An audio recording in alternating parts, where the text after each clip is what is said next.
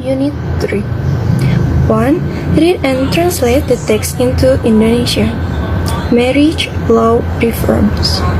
Major portion of the statutory personal laws enacted in the various Muslim countries represent a mere codification of the established law or, at best, unification of hitherto divergent legal principles.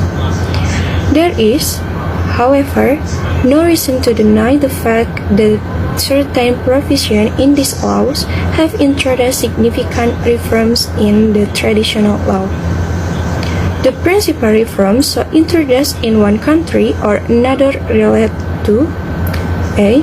Marriage age for men and women and difference of age between parties to marriage. B.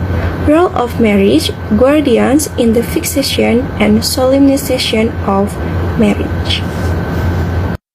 C. Registration and documentation of marriage. D. Monetary aspect of marriage, dowry and expenses. E. Polygamy and rights of co-wives. F. Maintenance of wife, family, and matrimonial home during the subsistence of marriage. G. Unilateral divorce rights of parties to marriage and grounds for judicial divorce. H. Post-divorce relief for the parties, especially for women. E. Period of gestation and its implication. G. Parents' right relating to custody and guardianship of children, especially of mothers. E. Inheritance right of certain close relatives, surviving spouse, daughter, brother, sister, grandfather, and descendants of predeceased children. L. Choice of the legatee, especially their eligibility to receive a bequest, and M. Validity, tenure, and management of family WAKFS. Reforms in these areas have been effective. Different reforms in different countries, either under the provision of comprehensive codes or laws, of personal status or family rights, or by way of sporadic legislation. The source material for all the aforementioned reforms have been located by the jurists and the legislator of the Muslim world in the depth, divergence, flexibility, and richness of the legal principle within the vast framework of the Sharia.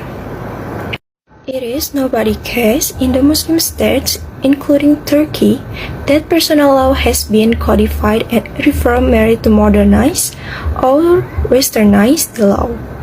Nor have their architects, advocates, and exponents ever called annually an Islamic search for any of these reforms.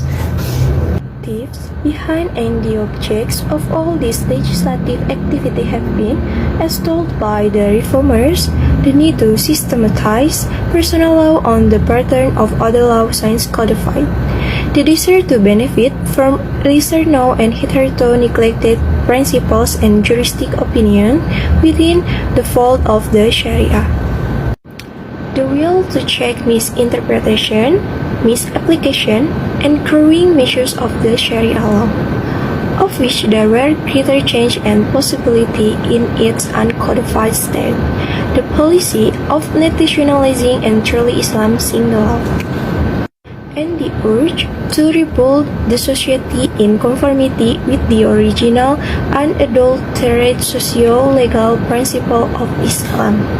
In several countries, the ulama have approved or have been closely associated with the reforms effected. At the same time, some of the reforms in some countries have been opposed and criticized by certain sections of religious leaders and scholars. This has happened in Iraq, Indonesia, Pakistan, Tunisia, South Yemen, and Turkey. On some occasions, their objections were accepted and the reforms proposed are already effective, dropped, repealed, or modified. Search Tahir Mahmud, Personal Law in Islamic Countries, History, Text and Comparative Analysis, Academy of Law and Religion, New Delhi.